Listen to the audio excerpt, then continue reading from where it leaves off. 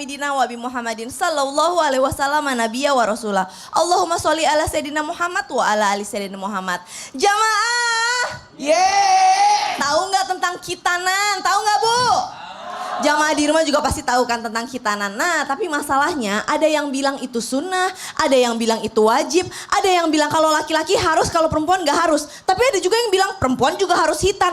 Nah, sebenarnya bagaimana sih? Makanya tema kita pada pagi hari ini adalah khitan itu wajib atau sunnah ya. Sebelum kita belajar bersama dengan guru-guru kita saksikan dulu yuk tayangan yang berikut ini. Oh, Saya senang kalau ada acara hitanan. Oh. Satu, anak-anak lebih semangat. Dua, orang bisa berbagi. Yang ketiga, aman kehidupan. Aman. Kan hitan itu kan pakai biaya juga. Betul, Masya Allah, tabarakallah. Nah, hari ini insya Allah kita akan belajar bersama guru-guru kita. Ada Ustadz Maulana, ada Habib Muhammad, dan juga ada Ustazah Nada. Tapi sebelumnya kita mau nanya dulu sama Ustadz Maulana. Ustadz, tentang khitan itu, baiknya kalau laki-laki itu waktunya kapan Waktunya kapan sih? Waktunya kapan gitu. Terus kan ada kalau zaman dulu kan di khitannya ketika mendekati usia balik. Kalau zaman sekarang kan bayi baru 4 hari, 5 hari udah dihitan. Itu dalam pandangan Islam sebenarnya bagaimana yang betul? Mohon tausiahnya. Tepuk tangan dulu untuk Kak Caca. Kak Caca, Bu Caca, Mbak Caca. Apa aja Ustadz? Bismillahirrahmanirrahim. Assalamualaikum warahmatullahi wabarakatuh. Waalaikumsalam warahmatullahi wabarakatuh.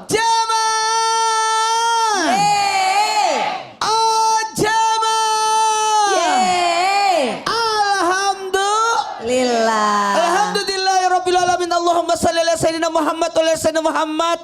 Di penghujung tahun 1444 Hijriah, tepatnya hari ini 28 Zulhijjah.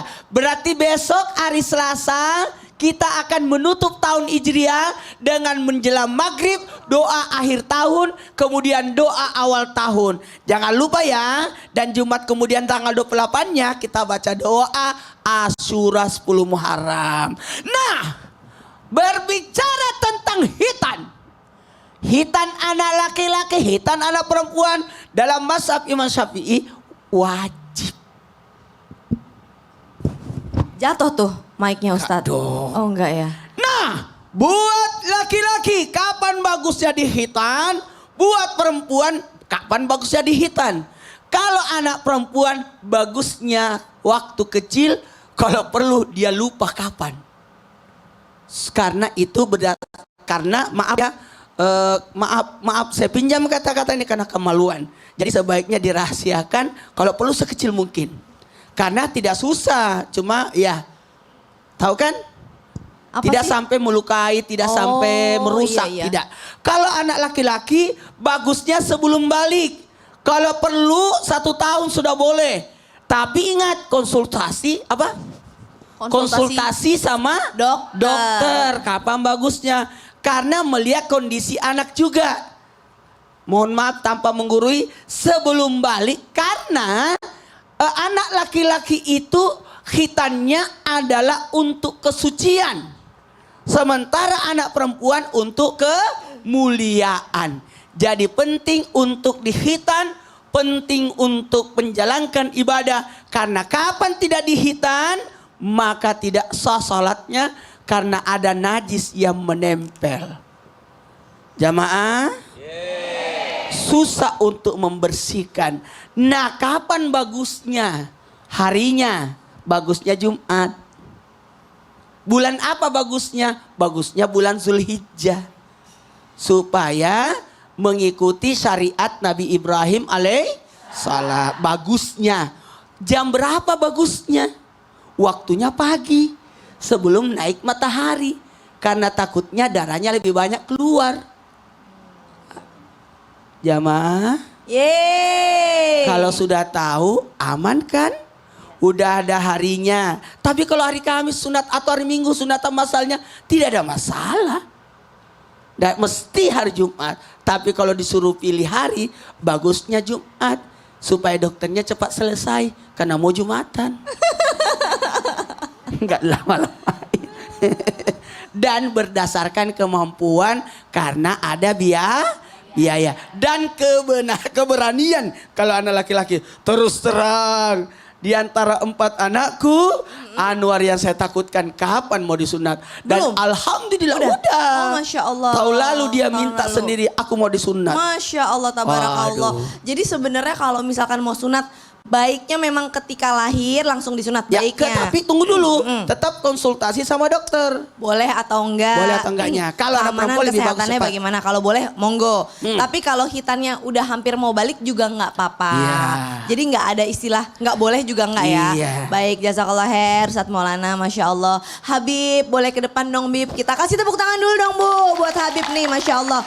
Kita pengen nanya Bib, ini afwan banget ya Bib. Kalau misalkan ada jamaah yang baru aja login ke Islam atau baru masuk agama Islam. Betul. Baru bersyahadat, ada saudara kita, keluarga kita yang alhamdulillah sudah mendapatkan hidayah gitu ya.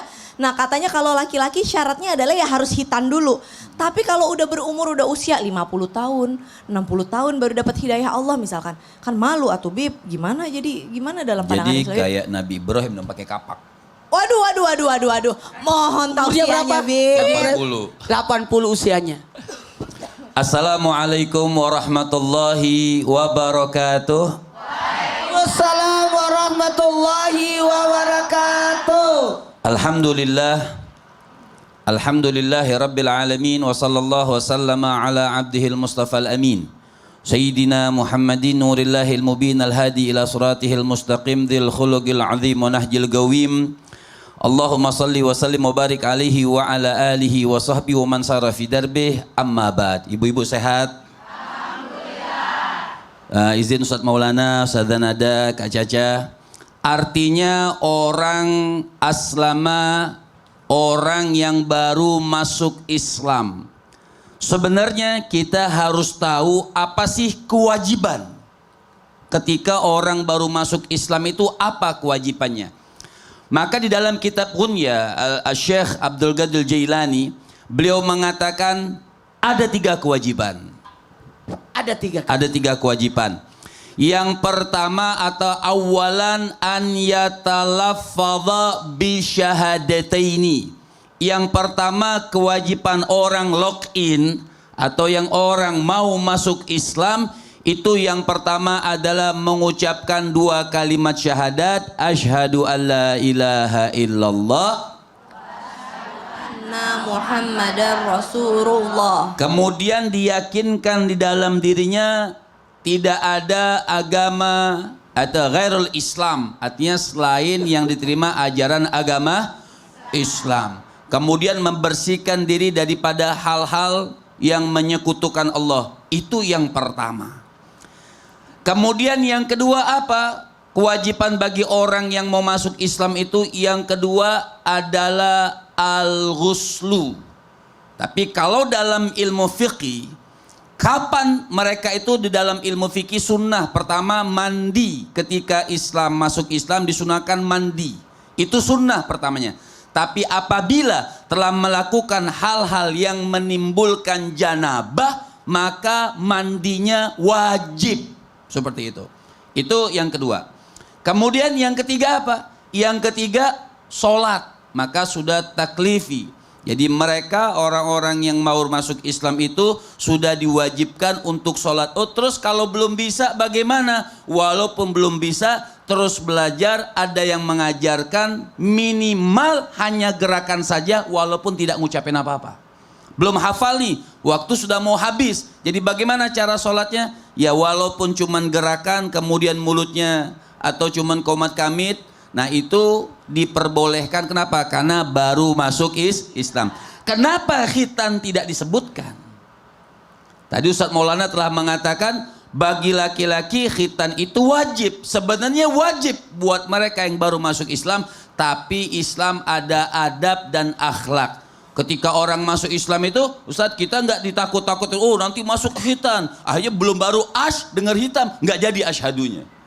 Ya, karena takut. Jadi semuanya itu dengan lemah lembut, dengan akhlak, kemudian dengan rahmat dan kasih sayang. Supaya apa? Nggak bikin takut orang untuk masuk Islam. Kita orang Islam harus mengedepankan kasih sayang dan rahmat. Seperti itu. Jadi memang seperti itu, Ca. Jadi kalau ditanyakan orang yang orang yang baru masuk Islam itu wajib sunat atau tidak? Kalau dikatakan wajib, tapi nggak harus buru-buru. Jadi dikasih spare waktu. Sebab kenapa? Kayak Anwar, Ustadz Maulana. Minta sendiri nanti.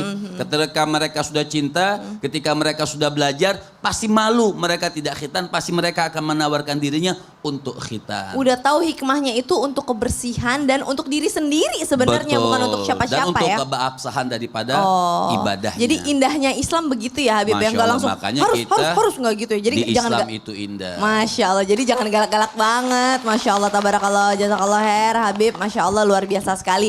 Jamaah, ini menigelis-gelis. Ada yang mau nanya nggak Ibu? Coba angkat tangan Tanyain yang mau dulu, dari nanya. mana? Iya, dari mana Ibu, dari mana? Dari Bandung, luar biasa. Tepuk tangan dong Bu. Siapa yang mau nanya boleh angkat tangan. Angkat tangan Bu, siapa Angkat yang mau tangan, nanya? Bu. Banyak banget yang mau nanya. Yang depan saya dulu aja deh, silahkan. Mau nanya apa, berdiri monggo, berdiri silahkan. Ya, mau nanya apa? Assalamualaikum warahmatullahi wabarakatuh. Waalaikumsalam warahmatullahi wabarakatuh. Perkenalkan, nama saya Syifa Sriwahyuni dari Majelis Taklim Ad-Duha Soreang Bandung. Izin bertanya Ustazah sama Ustadz, apakah perempuan juga wajib atau sunnah untuk dikhitan? Apakah wajib atau sunnah untuk dihitan bagi perempuan begitu ya? Baik, terima kasih banyak. Ustazah Nada, monggo langsung Udah dijawab. maju dulu soalnya penasaran banget kan pasti Iya, mau jawab nih. silakan. Baik, terima kasih Kak Caca, izin Habib dan Ustadz. Bismillahirrahmanirrahim. Assalamualaikum warahmatullahi wabarakatuh. Waalaikumsalam warahmatullahi wabarakatuh. Alhamdulillahi rabbil alamin wa bihi nasta'inu ala umuri dunya waddin wassalatu wassalamu ala sayyidina Muhammadin wa ala alihi wa ashabihi ajma'in amma ba'du. Jamaah. Oh jamaah. Alhamdulillah. Kak Caca, saya udah tebak ini kayaknya dari Bandung. Karena Iya. brosnya B semuanya Oh, tuh dari Bandung gitu. kayaknya. Masya Allah, jamaah sekalian, kita membahas terkait dengan khitan. Dan memang banyak yang bertanya terkait bagaimana hukumnya khitan bagi seorang wanita. Di dalam Islam memang sudah dijelaskan bahwa ketika laki-laki di dalam Islam maka diwajibkan memang untuk berkhitan. Kenapa? Karena ini terkait dengan kesempurnaan dalam ibadah. Tapi adapun kaum wanita juga dianjurkan. Nah ini nih, dianjurkan bukan sebuah kewajiban. Dianjurkan pun juga untuk berkhitan. Kenapa bisa berbeda itu namanya hukum? Karena tujuan khitan antara laki-laki dengan perempuan ini berbeda. Kalau laki-laki khitan tujuannya adalah untuk kesempurnaan pada ibadah. Karena kita wajib sholat. Kalau sholat harus kita bersih dari berbagai macam najis. Dikhawatirkan kalau memang tidak khitan, maka mohon maaf istinjanya tidak sempurna, bersih-bersihnya tidak sempurna sehingga masih menyisakan najis atau air seni yang ada di dalamnya. Adapun untuk wanita, kenapa sih tidak diwajibkan? Karena ketika seorang wanita ini tidak khitan, maka tidak ada kaitannya dengan kesempurnaan akan ibadah.